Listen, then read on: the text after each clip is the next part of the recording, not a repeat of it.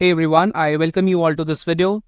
And in this video, we will be discussing about the primary key constraint. So I will simply click here on new query and it will open a new query window for us. And we are going to discuss about the primary key constraint.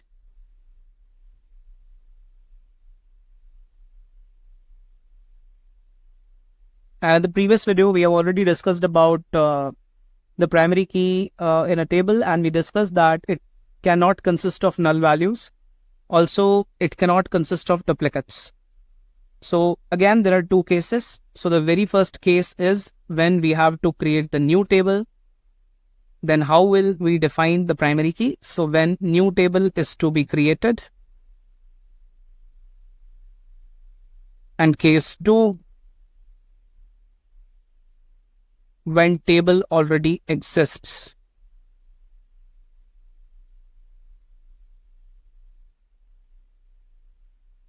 So here I will write already. First of all, you can see constraints DB is selected because we are going to create the table that will reside in constraints DB. So we can write create table and then the name of the table. So the name of the table, let's give it the name test underscore primary key, or maybe we can write test underscore PK, and let's name it as PK underscore 1 because this is the first table that we are going to create.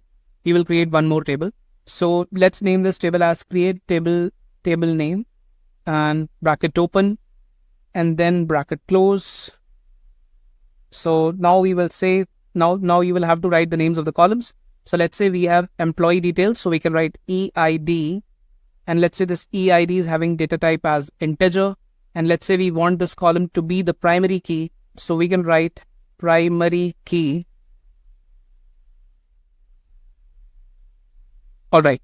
So we can write primary key in this way. So EID int primary key. This will make this column EID the primary key in this table. And also there can be only one primary key in a table, right? So keep that in mind. All right. So now I'll press enter, and let's say we want to have one more column in this table. That column is, let's say, gender column. And for gender column, we can have the data type as char1, then comma, then we have next column, which is the age column. And let's say for age column, the data type is tiny int. And then let's say we have first name column, and first name column is having the data type varchar, and the maximum character length can be 256, let's say.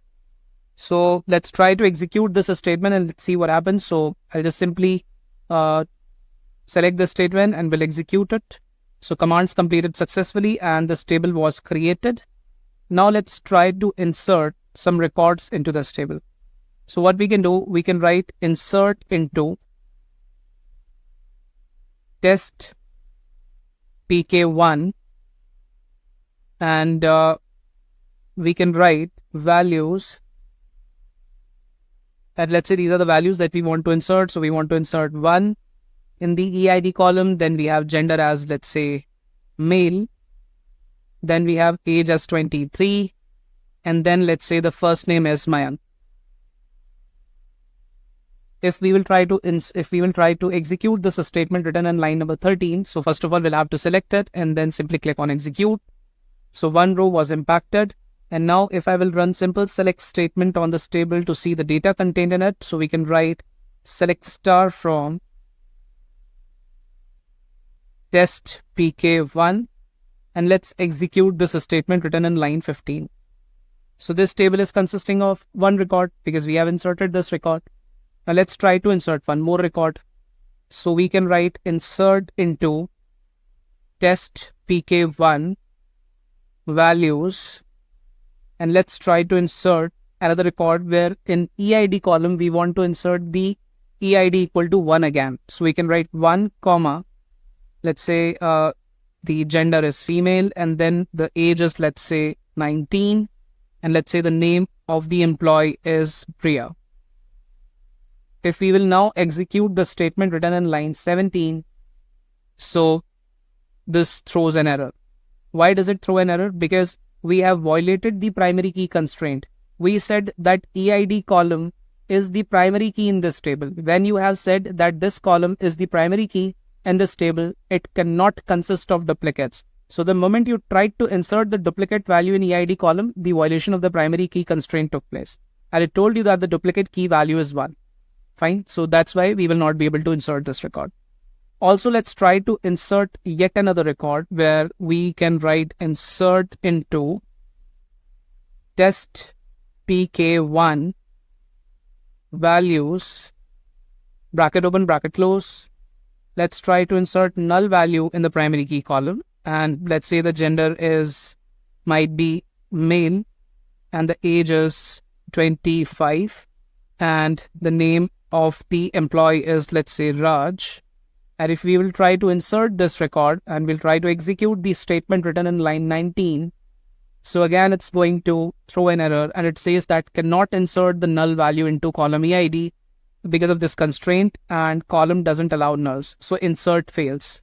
So this is also because of primary key constraint. So you should keep that in mind, right? Now, Control R, let's talk about the second case. In the second case, we said that a table already exists and we want to define, let's say, a given column or a group of columns as the primary key in that existing table. So let's try to define a primary key column for the already existing table named test pk1 and let's see what happens. So we can write alter table name. So the table name is test pk1 underscore 1 and we can write add primary key. And let's say we want to define some other column as the primary key. So might be we can first of all truncate this table and then we can try. So no problem. Let's truncate it. So we can write truncate table test underscore underscore 1. And if I'll execute this will empty this table, but still the structure of the table remains. And now if we will try to execute the statement written in line 25 and 26, so it throws an error. Table level constraint or index does not specify column list table test pk1. So, all right, we have not specified a column, so we should specify the column. So let's say we want age column to be defined as the primary key. And we already know that EID column is the primary key in this table. But now let's say we want that in this table, age column should be primary key. So let's try to do that. So how we can do it? So we can simply write add primary key and then in the brackets, you'll have to specify the name of the column. So let's write the name of age column. Now let's try to execute it. So it shows the error that it already has a primary key defined on it. So whenever there is a primary key already defined in a table, you cannot define another primary key because in a given table, only one primary key can be there. That's why we were not able to execute this statement. Else you will have to drop this constraint and then you can define another primary key. That's a different case. But as of now, let's create another table in which primary key is not defined and then we will define the primary key by using this statement that we have written in line 25 and 26. So let's create another table. So we can write create table. Let's name it as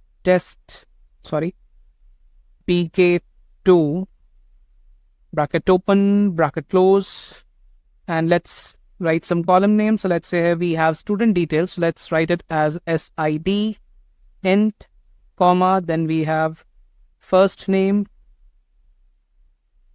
nvarchar 256, comma, age tiny int.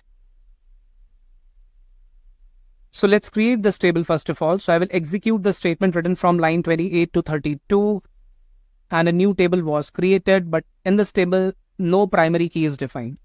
So let's say we want to define the primary key and we want to define the primary key in such a way so that we want two columns, the combination of two columns to be defined as the primary key. So we can do that as well. So we can write alter table and then the name of the table, that is test pk2, and then we can write add primary key. Then inside the brackets we can write, let's say SID comma age. So let's say we want the combination of SID column and age column to be declared as the primary key in test pk2 table. So no problem. Select this statement and execute it. So the primary key cannot be, we cannot define the primary key constraint on a nullable column in the test pk2, right? So there's a problem, and the problem is that since we have not defined the SID column to be non-nullable, and since we have not defined the age column to be non-nullable, so that's why we will not be able to define this constraint on them. So rather what we can do, we can simply drop this table and we can create the table again, no problem. So we can write drop table test pk2. Let's drop it. Now modify the statements. Now after int, you can write not null. And then for the age column as well, we can write not null. And let's define them as unique as well. So we can write unique. And here as well, after not null. So let's not write unique here. Let's write unique in the SID column only. And now let's try to create this table. So I will select this code written in line 30 to 34 and will execute it. So commands completed successfully. Again, test pk2 table was created after being dropped. And now let's try to execute this statement written in line 36 and 37. So yes, we were able to create the primary key in this table, and the primary key will be a combination of two columns, that is SID and age. And let's say if we do not want to create the primary key on this table, where these two columns, combination of these two columns will be primary key, so we can mention the single column as well. So let's try to drop this table again. We'll drop it again. And we will again create the table. And now we can modify this statement to include only SID. So Control V, let's say we do not want the age column to be there. Let's select this SQL code written in line 39 and 40 and let's execute it. So commands completed successfully, and in this way we were able to add a new primary key to the existing table in which the primary key was basically not already defined. So I hope this video was helpful and you got an idea about the primary key and how we can define the primary key in a table. We'll meet in the next session. We'll discuss about foreign key constraint. Till then, thank you. Bye-bye.